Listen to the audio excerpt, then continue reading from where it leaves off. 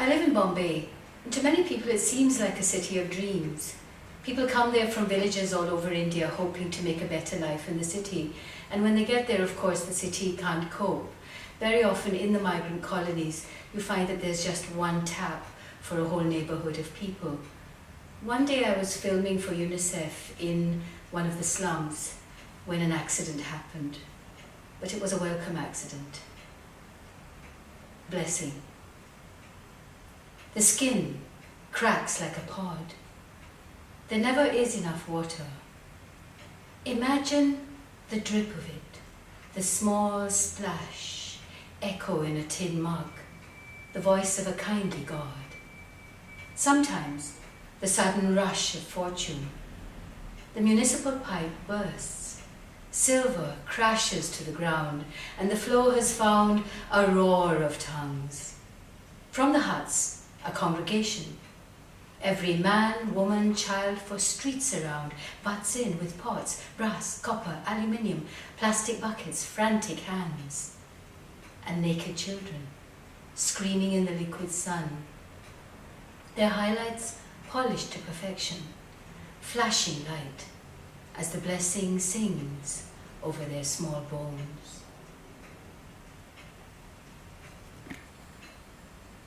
I wrote the next poem because of something that happened in Lahore in the last year of the 20th century. A woman was shot by her family in her lawyer's office, and her crime was that she'd asked for a divorce. At the time, the whole Pakistan Senate refused to condemn the act. They called it an honor killing. That kind of killing can only be called murder, and there's no honor in it. Honor killing. At last, I'm taking off this coat, this black coat of a country that I swore for years was mine, that I wore more out of habit than design. Born wearing it, I believed I had no choice. I'm taking off this veil, this black veil of a faith that made me faithless to myself, that tied my mouth, gave my God a devil's face, and muffled my own voice. I'm taking off these silks, these lacy things that feed dictator dreams, the Mangalsutra and the rings rattling in a tin cup of needs that beggared me. I'm taking off this skin, and then the face, the flesh, the womb.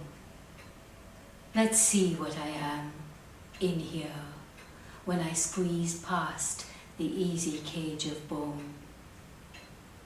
Let's see what I am out here, making, crafting, plotting at my new geography. The terrorist at my table. I slice sentences to turn them into onions. On this chopping board, they seem more organized, as if with a little effort I could begin to understand their shape. At my back, the news is the same as usual. A train blown up, hostages taken, outside, in Pollock Shields, the rain. I go upstairs, come down. I go to the kitchen. When things are in their place, they look less difficult. I cut and chop. I don't need to see through onion tears my own hand power the knife. Here's the food. I put it on the table. The tablecloth is fine cutwork sent from home. Beneath it, Gaza is a spreading watermark. Here are the fats, fine as onion rings. The same ones can come chopped or sliced. Shoes, kitchens, onions can be left behind, but at a price. Knowledge is something you can choose to give away, but giving and taking leave a stain. Who gave the gift of Palestine? Cut this, chop this delicate thing haloed in onion skin.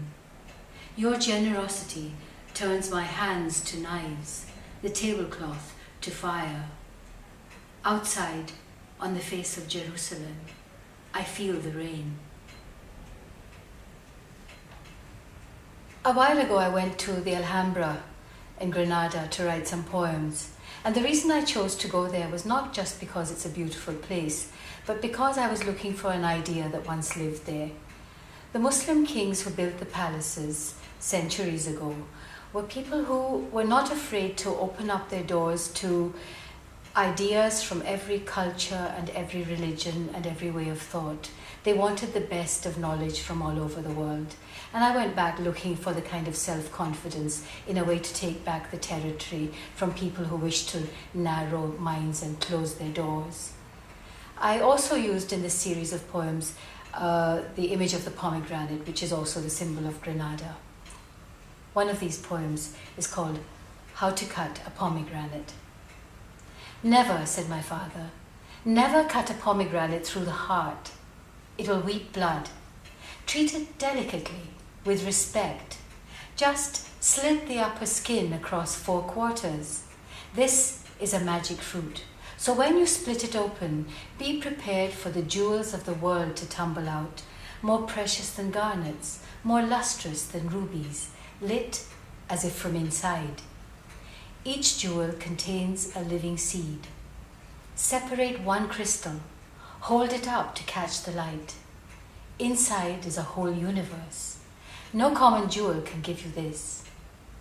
Afterwards, I tried to make necklaces of pomegranate seeds. The juice spurted out, bright crimson, and stained my fingers, then my mouth. I didn't mind. The juice tasted of gardens I'd never seen, voluptuous with myrtle, lemon, jasmine, and alive with parrot's wings. The pomegranate reminded me that somewhere I had another home.